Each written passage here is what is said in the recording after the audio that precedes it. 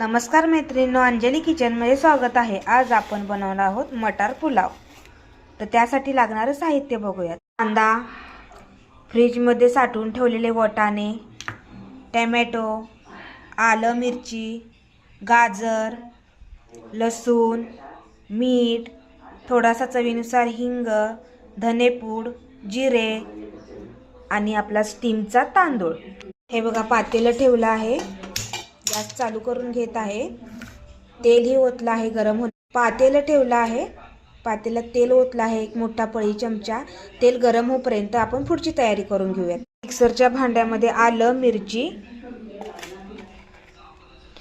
लसूण हे आपण बारीक करून घेऊया। आपलेले तेलामध्ये टाकूयात मोहरी छान तडतडली हे आलं लसूणचं वाटून घेतलेलं वाटण,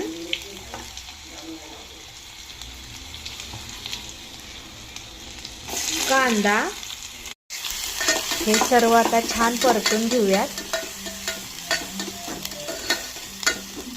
छान याला गुलाबी रंग आला की ह्याच्यामध्ये टोमॅटो ही टाकून घेऊयात। आता ह्यामध्ये टोमॅटो ही टाकून देते, टोमॅटो ही छान परतून घेऊयात। ह्यामध्ये चवीनुसार हिंग ही घालून घेऊयात।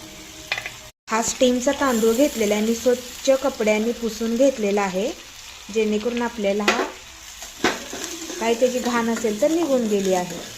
हाही छान परतून घेऊयात। धना, जिरा आणि हळद, मीठ हे सगळे, गाजराचे काप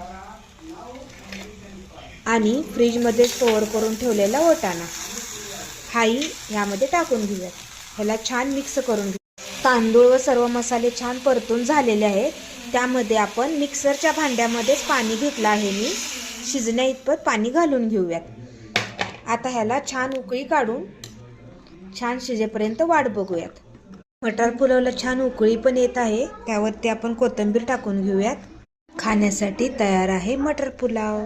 सांगा तर मैत्रिणींनो, कसा झाला मटार पुलाव?